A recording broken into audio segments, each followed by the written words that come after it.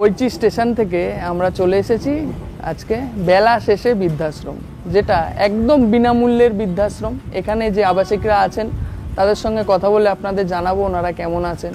তাছাড়া এখানে থাকতে যে একদম পয়সা লাগে না, কি এনারা পরিষেবা দেন সমস্ত তথ্য থাকছে এই ভিডিওতে। আর এখানের ফোন নাম্বার আমি দিয়ে রাখবো, আপনাদের যদি যোগাযোগ করবার ইচ্ছা হয় অবশ্যই ফোন নাম্বারে আপনারা যোগাযোগ করে নিতে পারেন। একদম বিনামূল্যের বৃদ্ধাশ্রমের খোঁজ নিয়ে আজকে আমি চলে এসেছি। তো ভিডিওটা স্কিপ না করে অবশ্যই পুরোটা দেখবেন, আর চ্যানেলে নতুন হলে অবশ্যই চ্যানেলটি সাবস্ক্রাইব করে আমার পাশে থাকবেন। চলুন শুরু করছি আর একটা নতুন বৃদ্ধাশ্রমের ভিডিও। আশা করি এই ভিডিওটাও আপনাদের খুবই ভালো লাগবে। চলুন ভিডিওটা তাহলে শুরু করা যায়। আছে বাড়ি নেই কেন, কি দুঃখ মনে?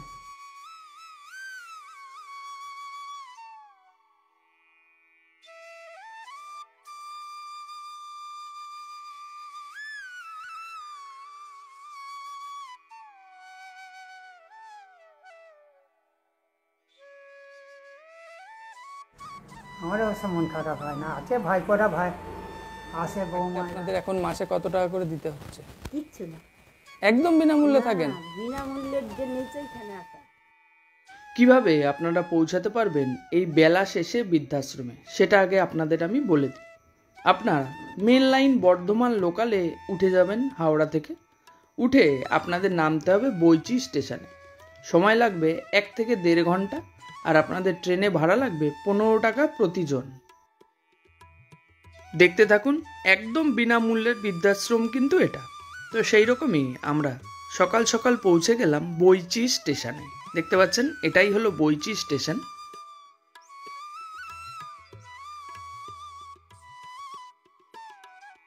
ট্রেন আমাদের ছেড়ে বর্ধমানের দিকে চলে গেল, আর একদম তার উল্টো দিকেই রয়েছে দেখবেন ফুট ওভারব্রিজ। এই ফুট ওভারব্রিজ ধরে আপনাদের 1 নম্বরের দিকে বেরিয়ে যেতে হবে।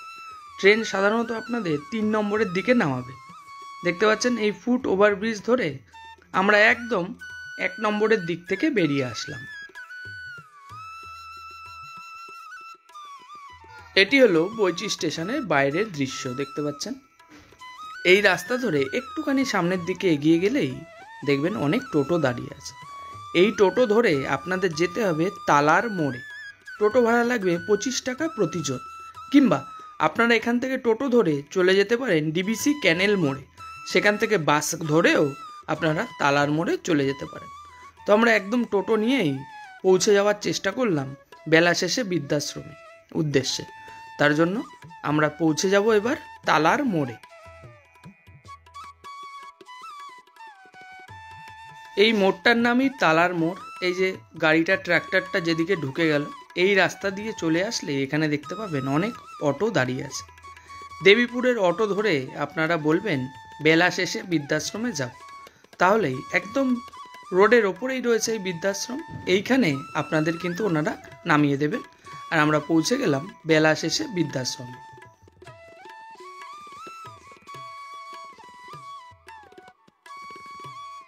মেন গেট ধরে এবার ভিতরে ঢুকে যাব। ভিতরে আবাসিকদের সঙ্গে কথা বলবো এবং এখানের কি পরিষেবা সেটাও আপনাদের জানাবো।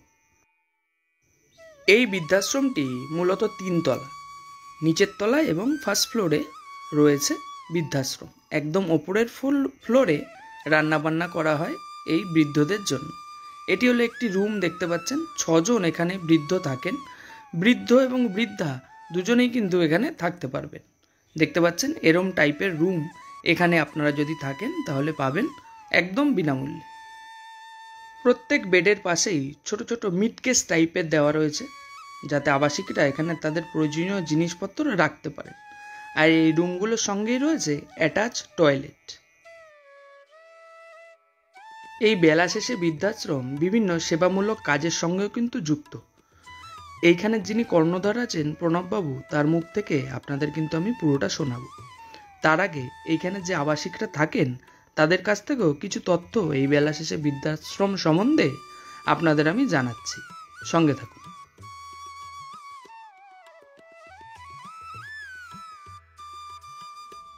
কেমন আছেন? ভালো আছি। কি নাম আপনার? আমার নাম বংশীবর্ধন ঘোষ। কোথা থেকে আসা হচ্ছে? আমার এই পাশে গ্রামে বাড়ি, 95 গ্রাম। আচ্ছা, মানে বইচিতেই, তাই তো? ওই দিকে না বালিন্দারা আচ্ছা। বাবুদের বাড়ির পাশে। আচ্ছা আচ্ছা। আর বলছি বাড়িতে কে কে আছে? বাড়িতে আমি সব ভাই করে আছে, আচ্ছা আচ্ছা। ছিলাম তো অনেক ভাই, মরে গেছে সব, হ্যাঁ। আমি একাই আছি আপনি কতদিন ধরে আছেন এখানে? এখানে। এই 7 বছর। 7 বছর হয়ে গেল? হ্যাঁ, 7 বছর 4 মাস 5 মাস হচ্ছে। আচ্ছা তার মানে এর ভেতরে আমাকে দুবার একবার বাড়ি যেতে হয়েছে। আচ্ছা। আমার একটা মেয়ে আছে, হুম। গায়ে রক্ত থাকতো না, হুম। রক্ত দিয়ে দিয়ে বাঁচানো, আচ্ছা, কেমন আছে? এখন ভালো হয়ে গেছে। আচ্ছা। ব্যাঙ্গালোর রোডে ডাক্তার দেখলো কলকাতায়, হুম।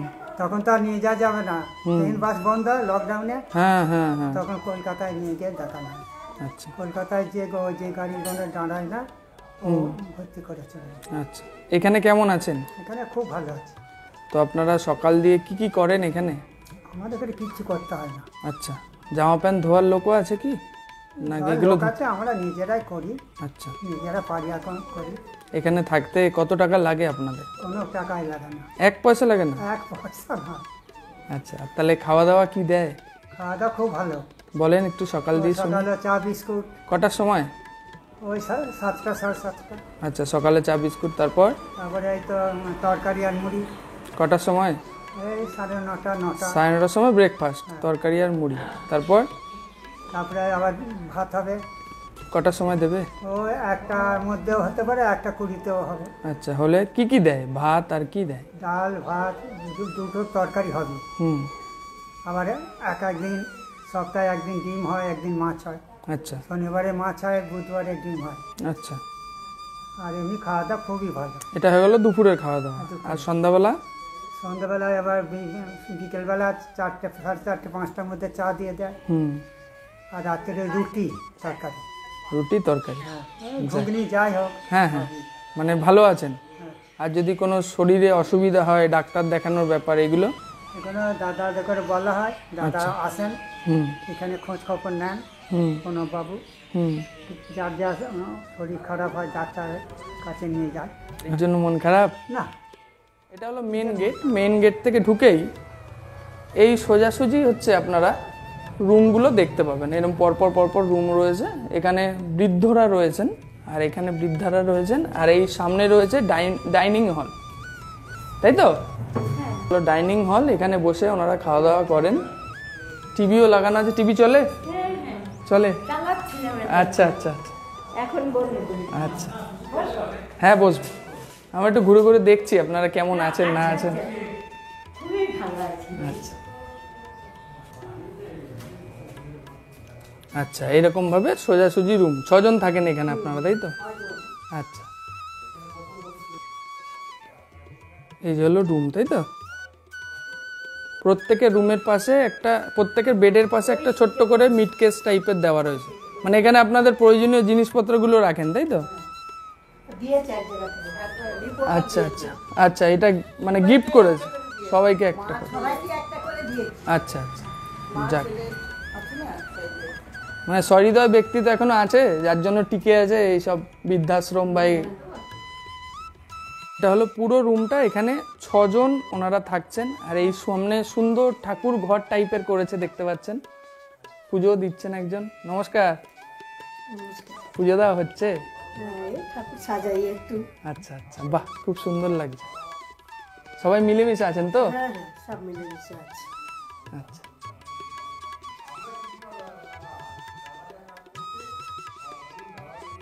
এবার চলুন এই বৃদ্ধাশ্রমের একজনের সঙ্গে আমি কথা বলে আপনাদের জানাচ্ছি উনি কেমন আছেন না আছেন।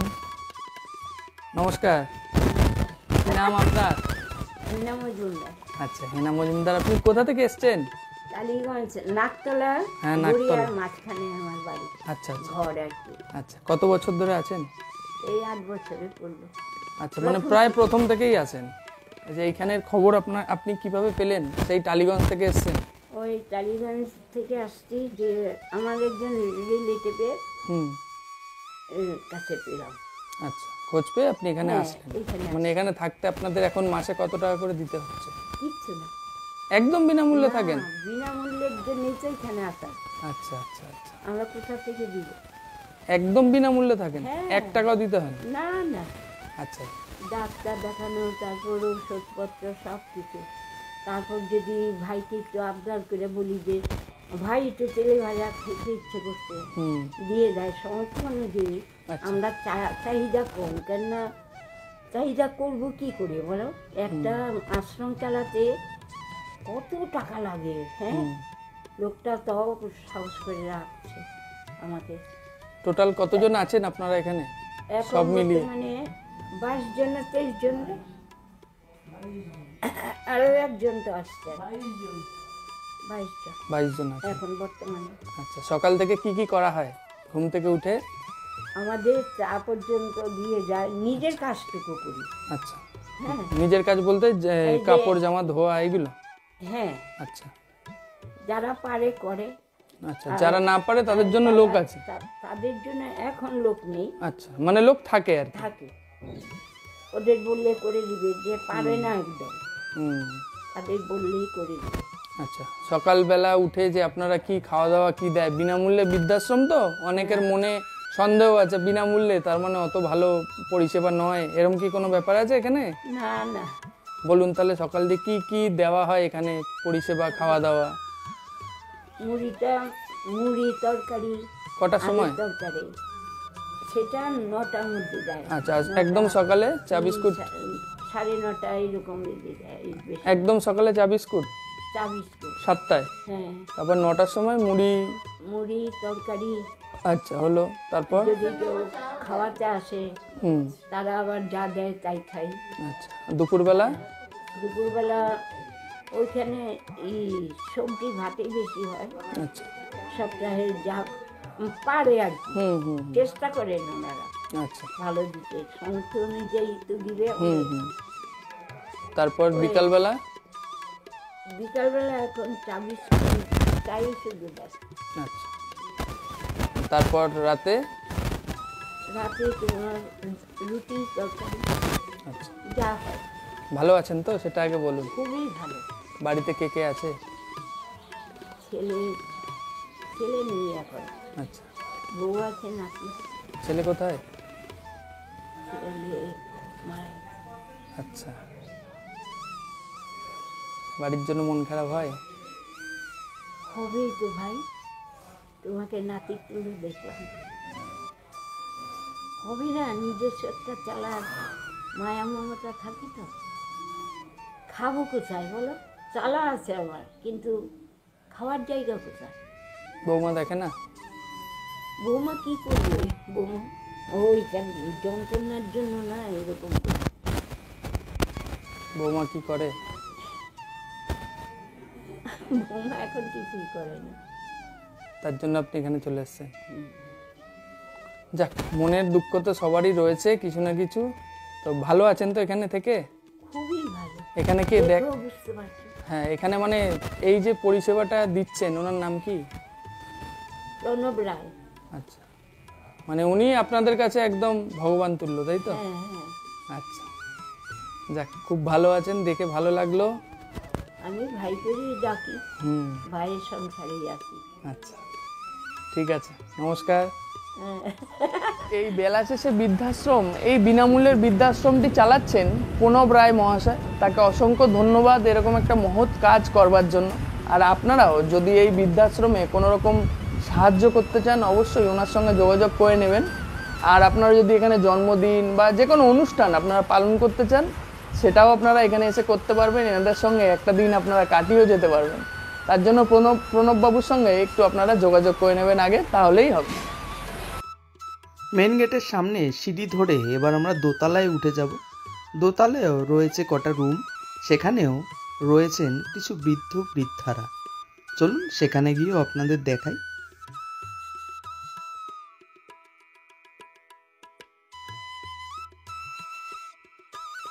এখানের একজন আবাসিক গীতা পাঠ করছেন আর বাকি সবাই বসে বসে শুনছেন, দেখতে পাচ্ছেন। এই জন্য ওনাদের আর ডিস্টার্ব করলাম না।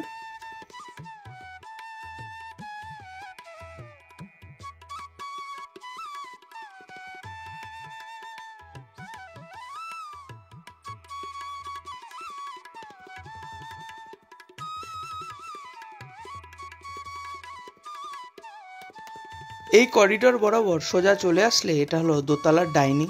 এখানে বসে ওনারা খাওয়া দাওয়া করেন, গল্প করেন, টিভি দেখেন। এই যে টিভিও রয়েছে দেখতে পাচ্ছেন। এখানে বসে ওনারা অনেকটা সময় কিন্তু এখানে কাটান গল্প গুজব করে। এবার আমরা চলে যাব বেলা শেষে বৃদ্ধাশ্রমের একদম 3 তলায় রুফটপে। একদম ছাদে রয়েছে সোলার প্যানেল দেখতে পাচ্ছেন। আর এটা হলো বাইরের দৃশ্য। বৃষ্টি নেমে গেছিল দেখতে পাচ্ছেন। চারিদিকটা আরো সুন্দর লাগছে, গ্রামের মধ্যে বৃদ্ধাশ্রমটি তো খুবই ভালো লাগছিল। আর এখানে হচ্ছে রান্না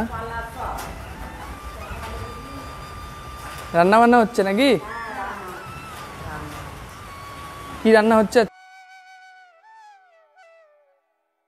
সব জোগাড় যন্ত্র হচ্ছে দেখতে পাচ্ছেন।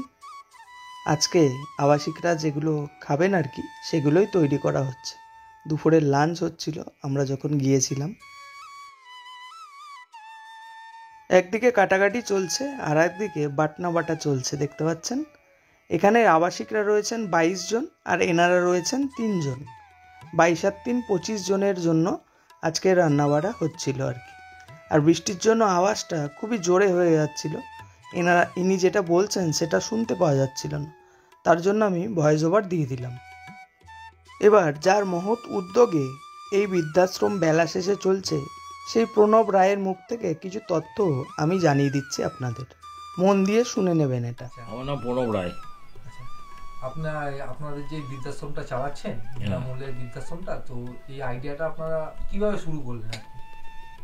আইডিয়াটা আমরা শুরু করেছি আমরা 2000 সাল থেকে হাওড়া লায়ন্স ক্লাবের সঙ্গে যৌথে আমরা একটা ওই বিনামূল্যের ছানি অপারেশনের ক্যাম্প চালাই। এখনও পর্যন্ত চালাচ্ছি।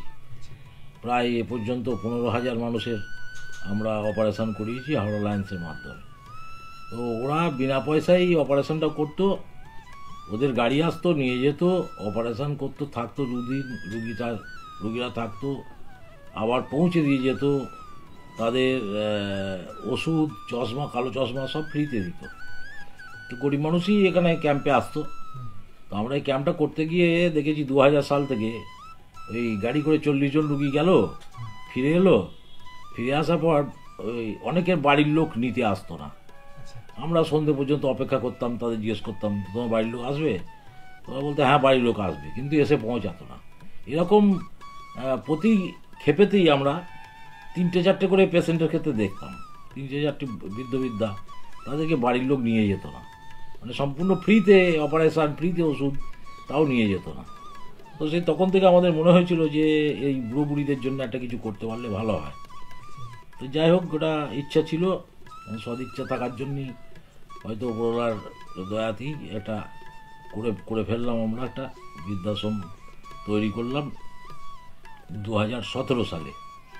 2017 সাল থেকে এখনো পর্যন্ত এটা চলছে আর কি। তো আপনাদের এই বৃদ্ধাশ্রমটা চলে কি করে? মানে পুরোটা সম্পূর্ণ তো বিনা পয়সায়? হ্যাঁ, সম্পূর্ণ বিনা পয়সায়। আমরা যেটা করেছি, আমরা তো ব্যবসার জন্য করিনি। আমাদের হচ্ছে এটা সমাজসেবামূলক একটা প্রতিষ্ঠান। আমরা যে বৃদ্ধাশ্রমটা করেছি, আমরা একটা রেজিস্টার্ড, আমাদের একটা সোসাইটি অ্যাক্টে একটা রেজিস্টার্ড সংস্থা আছে, যার নাম হচ্ছে আব্দুস সাত্তার সমাজ কল্যাণ কেন্দ্র। আব্দুস সাত্তার হচ্ছেন বিধানচন্দ্র রায়ের মন্ত্রিসভার সমমন্ত্রী ছিলেন। আমাদের বৃদ্ধাশ্রমটা যেখানে, সেখানেই ওনার বাড়ি, এবং উনি বর্ধমান জেলার অন্যতম একজন স্বাধীনতা সংগ্রামী ছিলেন। তার নামে আমাদের প্রতিষ্ঠানটা। তো এটা আমরা ওই সংস্থার পক্ষ থেকেই করেছি।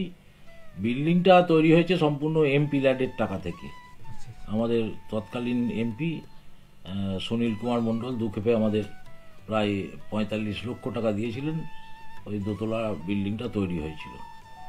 আর চালানোর জন্যে যে খরচা লাগে রেগুলার, সেই খরচার জন্যে তো কেন্দ্রীয় সরকারের একটা ওই সমাজ কল্যাণ দপ্তর থেকে অর্থ সাহায্য দেয়। আমরা 3-4 বছর ধরে দরখাস্ত করেছি, যা যা চেয়েছে সব পাঠিয়েছি, কিন্তু কোনো অজানা কারণে আমাদের সেই অনুমোদন আসেনি। স্বাভাবিক কারণে এখন করা হয়েছে, এটাকে চালাতে হবে। তাই স্থানীয় মানুষদের সঙ্গে আমরা কথাবার্তা বললাম যে এটা চালাতে হবে। তখন অল্পই ছিল, 10-12 জন বৃদ্ধা ছিল প্রথম দিকে।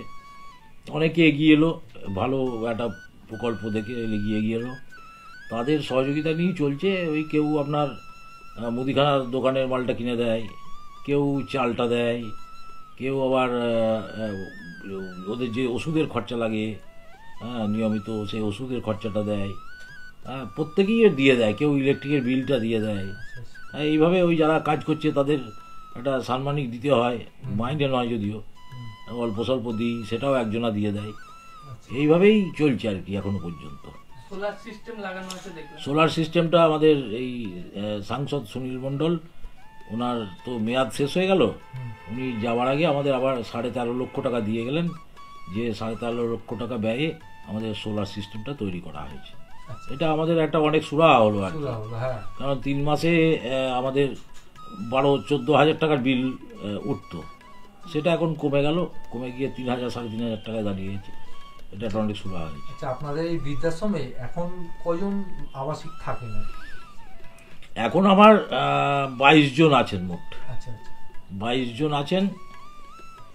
24 জনের জায়গা আর 2 জন আমরা এখন নিতে পারছি না, কারণ আমাদের আর্থিক সঙ্গতিতে কুলোচ্ছে না আর কি। আচ্ছা, কারণ সবটাই তো আমরা মানুষের সাহায্য নিয়ে চালাই, হুম, তো সেই জায়গায় ওটা আমাদের কাছে আরও 2টো সিট বৃদ্ধদের জন্য রয়েছে, কিন্তু নিতে পারছি না। ওটা আমাদের কাছে একটা বোঝার স্বরূপ হয়ে গেছে। তো এটা যদি আগামী দিনে আমরা কোনো সুযোগ সুবিধা পাই, সরকারি অনুমোদন বা বড় কোনো সাহায্য পাই, তাহলে আমরা আবার ওটা চিন্তা ভাবনা করবো আর কি। এই যে 2টো সিট আছে বললেন, 2 জন যদি বলে যে আমি পয়সা দিয়ে থাকবো? না, আমরা পয়সা দিয়ে, এর আগে আমাদের অনেকজন আমাদের আসতে চেয়েছেন। একজন সিনেমা আর্টিস্ট আমাদের কাছাকাছি বাড়ি, নাম বলছি না, তিনি বাড়ি থেকে মানে অপাঙ্ক্তেয় হয়ে গেছিলেন। তিনি বলেছিলেন আমি টাকা দিয়ে ঘর করব, আমি টাকা দিয়ে থাকবো, এবং অনেকেই টাকার অফার দেয়। আমরা যেহেতু এটা সেবামূলক প্রতিষ্ঠান, আমরা পয়সা নিয়ে ওই দুর্নামটা করতে চাইছি না। কারণ বৃদ্ধাশ্রম বহুজনাই বহু জায়গায় দেখেছি, আমি ইউটিউবে সার্চ করে সব বিনামূল্যে বিনামূল্যে বলে। হুম, এই কয়েকদিন আগে একটা ব্লগ করেছে আমাদের একজন ভদ্রলোক করেছেন। এই পর্যন্ত আমরা এই মাসখানেকের মধ্যে 2-2.5 হাজার ফোন আমাকে রিসিভ করতে হয়েছে। তো আমি তাদেরকে বলছি যে আরও তো বিনামূল্যে বৃদ্ধাশ্রম আছে, আপনারা সেখানে যোগাযোগ করুন। ওরা বলছে না দাদা, কোথাও বিনামূল্যে নয়, সবাই বলে বিনামূল্যে, কেউ বিনামূল্যে নয়, এই আপনাদেরটাই বিনামূল্যে। এবং যিনি ব্লগ করেছিলেন উনি বললেন আমি সারা জীবন বৃদ্ধাশ্রম নিয়েই ব্লগ করি, তো সবাইকারই কিছু না কিছু উদ্দেশ্য আছে, একমাত্র আপনাদেরই দেখছি সম্পূর্ণ ফ্রিতে। তো ওনারও খুব ভালো লেগেছে। কিন্তু এই যে হাজার হাজার মানুষ টেলিফোন করছেন, আশ্চর্য হয়ে যাচ্ছি আমি যে কত মানুষ অসহায় আছে। হ্যাঁ, কত মানুষ অসহায়, এবং এই অসহায়তাটা বেশিরভাগ কলকাতার দিকে, বৃহত্তর কলকাতা এলাকা থেকেই আমাদের 90% টেলিফোন আসে। আচ্ছা, বলছি এখন তো মোটামুটি সিট ফাঁকা নেই, না, তো ভবিষ্যতে কি আপনাদের কোনো এরকম পরিকল্পনা আছে যে আরো কিছু বৃদ্ধরা যাতে এখানে এসে থাকতে পারে? বা বিল্ডিং পরিকল্পনা তো আছেই, আরো বড় করার ইচ্ছা আছে। প্রচুর মানুষ অসহায় আছে। আমরা যাদেরকে নিয়ে এসেছি আপনারা দেখেছেন হয়তো, ওখানে এক দিদিমণি আছেন যিনি সারা জীবনের এককালীন টাকা তুলে নিয়ে ছেলেকে বাড়ি ফাড়ি করে দিয়েছিলেন। সেই ছেলে তাকে ঠকিয়ে চলে গিয়েছিল। তাকে ওনার স্কুলেরই একজন কলিগ তাকে বাড়িতে নিয়ে গিয়ে রেখেছিলেন 6 মাস, তারপর তিনিও রাখতে পারেননি, তাকে স্টেশনে বসিয়ে দিয়েছিলেন। খবরের কাগজে আনন্দবাজারে বেরিয়েছিল, তিনি সাঁতরাগাছি স্টেশনে পড়েছিলেন। আমরা পুলিশের সহযোগিতা নিয়ে সপ্তমীর দিন, দুর্গাপুজোর সপ্তমীর দিন, আজ থেকে বোধহয় 6-7 বছর আগে, তাকে আমরা সাঁতরাগাছি স্টেশন থেকে তুলে নিয়ে আসি। তো এরম ধরনের বহু মানুষ তো আছেন, বহু মানুষ আছেন এরম অসহায়। যাদেরকে রেখেছি সকলেই বেশিরভাগটাই এরম ধরনের অসহায়। কারোর যদি আত্মীয় স্বজন কেউ থেকেও থাকে, তারা জীবনে কোনোদিন খোঁজ নিতে আসতে দেখিনি। তো সেই মানুষগুলোর জন্য কিছু করতে পারলে ভালো হয়। সেই আর্থিক সঙ্গতি যদি আমাদের হয়, নিশ্চয়ই আমরা করব। যার জন্য আমরা আমাদের নতুন ওয়েবসাইট তৈরি করেছি, যেটা হচ্ছে ASSKK.in। এই ওয়েবসাইটটা তৈরি করেছি যাতে আর্থিক সাহায্য অনেকে তো দেন, যাদের অর্থ আছে, তারা যদি একটু এগিয়ে আসেন। এই যেমন ফোন আসছে যে আমরা থাকতে চাই, এরকম আমার কাছে যে 2,500-3,000 আমি ফোন রিসিভ করেছি, তার মধ্যে 2-3টে লোক আমাকে ফোন করেছেন যে কিছু পয়সা দিতে চাই, এই কথা বলেছেন। তো মানুষ যদি এই মানুষগুলোর জন্য যদি এগিয়ে আসেন, এবং আমাদের 80G 12A সব রেজিস্ট্রেশন করা আছে, যারা আয়কর দেন তাদেরকে আমাদের তো এখানে টাকা দিলে আয়কর মুক্ত। আমার তাদের সকলের কাছে করজোড়ে অনুরোধ, যারা আয়কর দেন সেই আয়করের একটা অংশ আমাদের দিন না। আয়করের একটা অংশ, আপনাকে নতুন করে তার আয়কর দিতে হবে না, আপনার পুরোটাই আমাকে দিতে হবে না, একটা অংশ আমাদের দেন, তাহলে এই মানুষগুলোরও ভবিষ্যৎ আমরা নিশ্চিত করতে পারি। এখন আমাদের বর্তমানে আমরা খুব শঙ্কার মধ্যে আছি। এই মানুষের জীবন বলা যায় না, আজ আজ কাল হয়তো মারা যায়, যদি মারা যায়, যদি কেউ এখানে না দেখে, তাহলে এই বিদ্যাগুলো কি হবে, কোথায় যাবে, তলিয়ে যাবে না, এদেরকে দেখার লোক থাকবে না। সেই জন্যে খুব ভবিষ্যৎ নিয়ে আমরা খুব চিন্তায় আছি। আমি আপনাদের মাধ্যমেই অনুরোধ করব, অনেক মানুষের হাতে অনেক অর্থ আছে, আপনারা নিশ্চয়ই ব্যয় করেন, আমাদেরকে এই যদি দেন কিছু অর্থ, তাহলে আমরা এই বিদ্যাগুলোকে তাদের ভবিষ্যৎটা নিশ্চিত করতে পারি, এবং আগামী দিনে আরও যারা অসহায় আছে তাদেরকে আমরা এখানে জায়গা করে দিতে পারি। আপনাদের এই বৃদ্ধাশ্রমে থাকার ক্রাইটেরিয়া কি আছে, মানে বয়সের কি কোনো? আমাদের ক্রাইটেরিয়া হচ্ছে 60 বছরের নিচে আমরা নিই না, প্রথম কথা। দ্বিতীয় কথা হচ্ছে তার আত্মীয় স্বজন, মানে ক্লোজ আত্মীয় স্বজন, মানে ছেলে মেয়ে এরকম থাকলে নিতে চাই না। যারা অনেকের ছেলে মেয়ে ছাড়া থাকলেও, একজন আছেন আমাদের এখানে নতুন এসছেন, উনি আমাকে সরাসরি বলেননি, বোর্ডারদের মুখে শুনলাম, তার সন্তান নাকি সিঁড়ি থেকে ঠেলে ফেলে দিয়েছিল তাকে, তার কোমর ফোমর ভাঙা।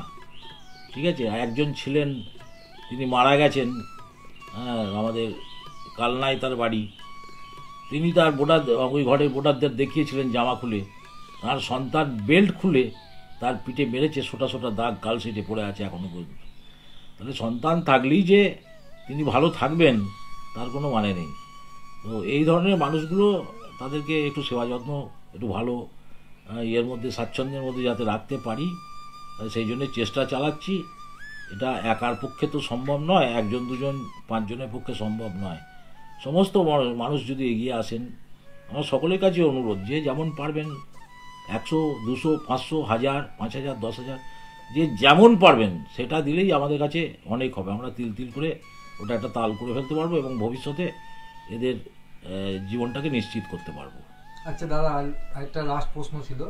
ওখানে মানে এই এখানকার আবাসিকদের মুখেই শুনলাম যে আপনারা প্রত্যেক বুধবার একটা মানে জামা কাপড় হয়তো দান করার করেন, সেটা কি, সেটা ব্যাপার আমাদের এটা হচ্ছে এই করোনা পিরিয়ড থেকে আমরা এটা তৈরি করেছি। এই করোনা পিরিয়ডটা হয়ে যাওয়ার পরেই আর কি, যখন বন্ধ ছিল তখন তো করা যায়নি, যখন সারা পৃথিবী স্তব্ধ ছিল, তার পরবর্তী সময়ে আমরা দেখলাম যে মানুষের খুব অভাব আছে। এই যে 2 বছর মানুষ ঘর থেকে বেরোতে পারলো না, কোনো রোজগার করতে পারলো না, পশ্চিমবঙ্গ সরকার চাল ডালটা ফ্রিতে দিল রেশনে, তবে তারা খেতে পারলো। তো যতদিন ফ্রি রেশন হয়নি, আমরা তার আগে আমাদের এই এখান থেকে, আমি যেখানে বসে আছি এখান থেকে 1.5 মাস আমরা একটা লঙ্গরখানা চালিয়েছিলাম, যে লঙ্গরখানায় রেগুলার 5,000, 7,000, 10,000 মানুষ খাবার নিয়ে যেত।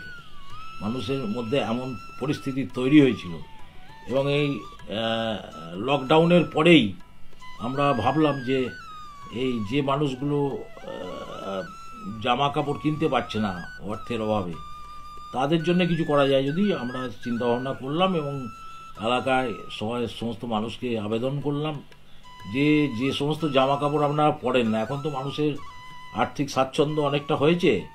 আগে আমরা যখন ছোট ছিলাম, একটা জামা পরলে আর যতক্ষণ না ছিঁড়ছে ছাড়তাম না, এখন তো কারোরই সেই অবস্থা নয়। জামার রং পছন্দ হলো না, রংটা একটু চটে গেল, সেটা আর পরলো না।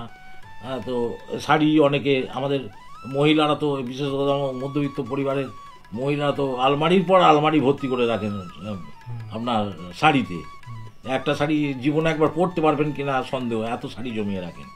তাদের কাছেই আমরা আবেদন করলাম যে আপনাদের উদ্বৃত্তগুলো আমাদের দেন, আমরা যাদের প্রয়োজন সেই মানুষগুলোর হাতে তুলে দেবো। তারা এলাকা থেকে মানুষ তুলে দিচ্ছেন, এমনকি কলকাতা থেকেও আমাদের কাছে বার্তা আসছে যে আমরা জামা কাপড় দিতে চাই। তো আমরা সেগুলো নিয়ে প্রতি বুধবার দিন ওই জামা কাপড়গুলো গরিব মানুষ যারা আসেন তাদের হাতে তুলে দিই। এটা আমাদের 129 সপ্তাহ প্রতি বুধবার করি, সপ্তাহে একদিন, 6 দিন জমা নেই, একদিন বিলি করি। তো 129 সপ্তাহ আমরা পার করে ফেলেছি এটা। আর এছাড়াও ওখানে আমাদের ওই হাওড়া লায়ন্স ক্লাবের সঙ্গে প্রতি শনিবার আমাদের ওখানে একটা আই ক্যাম্প আছে, ওখানে ওপিডি আছে একটা, সেখানে দেখানো হয়, ডাক্তাররা আসেন এবং যাদের যাদের ছানি বার হয় ওই মাসে একবার কি দুবার ওদের বাস আসে, 30 জন 40 জন করে পেশেন্টকে পাঠানো হয়। আগে একদমই ফ্রিতে করতো, এখন অল্প স্বল্প কিছু পয়সা নেয়, দিয়ে অপারেশনটা করে দেয়। তো বহু মানুষ এর দ্বারা সহযোগিতা পাচ্ছেন, প্রায় 15-16 হাজার মানুষ এ পর্যন্ত আমাদের ক্যাম্প থেকে অপারেশন করিয়েছেন এবং অত্যন্ত ভালো ওদের অপারেশন, ফেল হয়েছে এমন খুব কম, হাজারে হয়তো একটা। আর আপনাদের এখানে যেসব আবাসিকরা রয়েছেন তাদের যদি শরীর খারাপ হয় বা কিছু হয় সেই ক্ষেত্রে আপনারা কি ব্যবস্থা নেন? আবাসিকদের শরীর খারাপ হলে প্রাথমিকভাবে আমরা তো এটা তো একদম দেখছেন ইন্টিরিয়ার ভিলেজ, একদম গ্রামীণ যে সমস্ত ডাক্তার আছে তাদের সহযোগিতা নেই। যদি ওখানে ডেকে নিয়ে গিয়ে চিকিৎসা করানো যায় সেটা করাই, আবার যদি তার থেকে বেশি হয় তো আমাদের পাশেই বৈদ্যপুর প্রাথমিক স্বাস্থ্য কেন্দ্র আছে, ওখানে ডাক্তারবাবুরা খুব সহানুভূতিশীল আমাদের এই বৃদ্ধাশ্রমের প্রতি। ওখানকার ডাক্তারবাবুরা শুধু নয়, আমাদের এই মোটামুটি কালনা এলাকায় যত ডাক্তারবাবু আছেন প্রত্যেকেই সহানুভূতিশীল। অনেককেই, আমার একজন হাড়ের ডাক্তার আছেন আমাদের এইখানে, বসেন সপ্তাহে একদিন, ডাক্তার অরিন্দম ঘোষ, তাকে বললাম একদিন যেতে হবে। অনেকজনা হাড়ের পেশেন্ট রয়েছে, উঠতে পারে না, সোজা হাঁটতে পারে না, উনি গিয়ে দেখে এলেন, কী করতে হবে সব লিখে দিয়ে এলেন। এই আমাদের কালনা হসপিটাল থেকে 3-4 মাস অন্তর অন্তর ডাক্তারবাবুরা আসেন, ওখানে সবাইকে চিকিৎসা করে যান। এটা আমাদের রাজ্য সরকার থেকে নির্দেশও আছে বৃদ্ধাশ্রমকে ডাক্তার দেখার জন্যে। এবং যে প্রাইভেটে দেখালেও ডাক্তারবাবু খুব সহানুভূতিশীল, তারা ভিজিট নেন না। একজন দাঁতের ডাক্তারবাবু আছেন, তিনি আবার দাঁত তুলেই দেন না, তার ওষুধপত্রগুলোও কিনে দেন। এলাকায় আমাদের বৃদ্ধাশ্রমের সম্পর্কে মানুষের প্রচুর সহানুভূতি আছে এবং সেই সহানুভূতিকে কাজে লাগিয়ে আমরা এখনো পর্যন্ত ভালোভাবে চালাতে পারছি এবং ওদেরকে স্বচ্ছন্দে রাখতে পারছি। ঠিক আছে, অশেষ ধন্যবাদ, ভালো থাকবেন, নমস্কার। এইভাবে আপনি আপনার কাজ চালিয়ে যান। চেষ্টা করছি, ওপরওয়ালা যতদিন চাইবে ততদিন করতে পারবো। ঠিক আছে, হ্যাঁ, নমস্কার। তো কেমন লাগলো আজকের এই বেলা শেষে বৃদ্ধাশ্রমের ভিডিও? আশা করি আপনাদের খুবই ভালো লেগেছে। আর যদি ভালো লাগে অবশ্যই চ্যানেলটি সাবস্ক্রাইব করবেন এবং ভিডিওটি অবশ্যই লাইক করবেন। আর যারা এই বৃদ্ধাশ্রমের জন্য মানে যাদের দরকার তাদের মধ্যে অবশ্যই ভিডিওটি শেয়ার করে দেবেন। তো দেখা হবে আপনাদের সঙ্গে আবার পরবর্তী ভিডিওয় অন্য কোনো জায়গায়। ততদিন সুস্থ থাকবেন, নিরাপদে থাকবেন এবং ঘুরতে থাকবেন। বেলা শেষে বৃদ্ধাশ্রম বইচি থেকে আমি জয়ন্ত, টাটা।